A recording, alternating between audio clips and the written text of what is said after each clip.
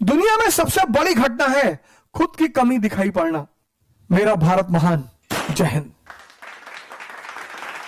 गौर करिए इस बात को, आप इस पर गौर करिए। जिन चीजों का संबंध इंद्रियों से है और मन से, खासकर इंद्रियों से, उसमें मोटिवेशन की जरूरत नहीं है। और जो चीजें इंद्रियों से जुड़ी नहीं हुई हैं, उनमें मोटिवेशन की जरूरत है। मैंने बड़े मुसलमान भाइयों को देखा है लोगों को मोटिवेट करते हुए कि नमाज पढ़ना चाहिए और नहीं, नमाज नहीं पढ़ोगे मालिक नाराज हो जाएगा। बड़े सारे हिंदू हैं, हिंदू समाज को कहते रहते हैं कि मंदिर जाना चाहिए, पूजा पाठ कराना चाहिए। इसीलिए तो सब ये सब जो प्राकृतिक आपदाएं हैं, लोगों ने ध्यान छोड़, लोगों ने पूजा पाठ छोड़ दी। और पूंजीवाद जो है, पूंजीवाद, उसको पैसा कमाना है। कैपिटलिज्म, उसको पैसा कमाना है, उसको पैसा कमाना है। तो उसने क्या किया, उसको ये खेल समझ में आ गया। तभी तो साइकोलॉजी सब्जेक्ट पैदा हुआ। उसने कहा यार आदमी के मन को ऐसा ट्रेन करो, ऐसा ट्रेन करो कि गोरा आदमी समाज द्वारा पसंद किया जाता है। आज सुंदरता का पैमाना क्या है? फेयरनेस।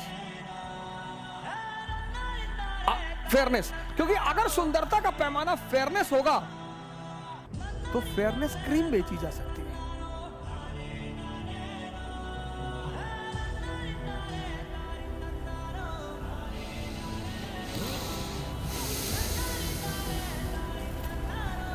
आज का रश है, हर आदमी की दौड़ है पैसा कमाना, क्योंकि उसे वो चीजें चाहिए जो उसके सेंसेस को आनंद दे सके। आनंद वानंद तो कुछ देती नहीं, वो भ्रम जरूर पैदा कराती है। क्योंकि समाज के जो कॉन्सेप्ट है, जैसे पहले क्या था कि बुद्ध जा रहे हैं तो समाज खड़ा हो गया। अब अगर बुद्ध जा रहे हैं तो लोग कहते हैं सब ढोंगी बाबा हैं, चोर चमार। तो जो ओरिजिनल बाबा है ना, वो भी अब बहुत ज्यादा गिरवे में नहीं रहना चाहते।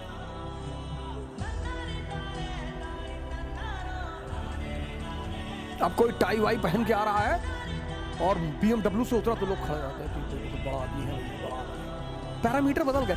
और ये सर हमारा पैरामीटर कहां से बदला? अब अगर आप बाटी चोखा खा रहे हैं तो आप बैकवर्ड हैं, लेकिन अगर आप पिज्जा खा रहे हैं तो मॉडर्न है। और ये सारा दृष्टिकोण बदला कैसे? एजुकेशन कंट्रोल करके। अगर आप गन्ने का जूस पी रहे हैं तो आप बैकवर्ड हैं। आप पेप्सी पी रहे हैं, taste the thunder, Thums Up, आप फॉरवर्ड है। अगर आप ध्यान कर रहे हैं तो आप बैकवर्ड हैं। अगर आप शराब पी रहे हैं तो आप मॉडर्न जमाने के हैं। ये अब जीवन में जो शक्ति मिलेगी वो इससे मिलेगी, पावर मिलेगी वो इससे मिलेगी, अचीवमेंट मिलेगी वो इससे मिलेगी।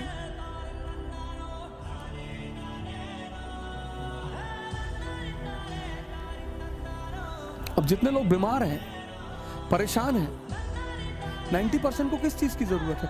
उत्साह की, एक सशक्त मन की। सर जैसे ही ऑक्सीजन लेवल कम हो रहा है ना, मतलब आप सांस रोक के देखो, हालत खराब हो जाएगी सर। आप सांस रोक कर देखो, सिर्फ हालत खराब हो जाएगी।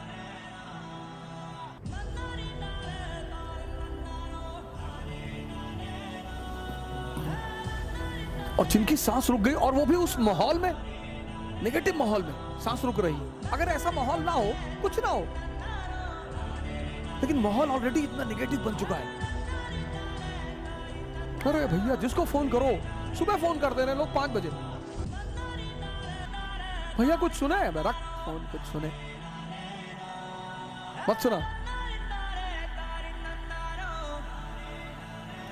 आज लोग इतने उत्साहित हैं नेगेटिविटी फैलाने में। सर गाली हर आदमी दे सकता है, भजन हर आदमी नहीं गा सकता सर। नेगेटिविटी का सबसे अच्छा पहलू यह है सर कि सब कर सकते हैं, सब। और गाली सीखने में किसी क्षमता की जरूरत नहीं है सर।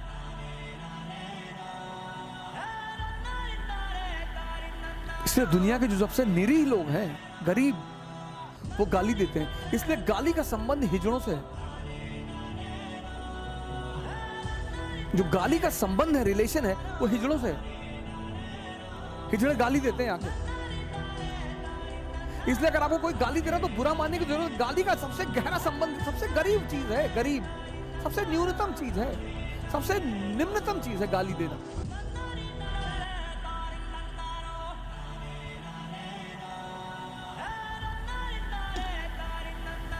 आप देखिए, हिजड़े अगर सड़क पर किसी को रोक लेते हैं तो 99% लोग डर के मारे पैसा दे देते हैं, गाली देने लगते हैं ना, और आप कुछ कर ही नहीं सकते, आप तोप हैं, क्या फर्क पड़ता है।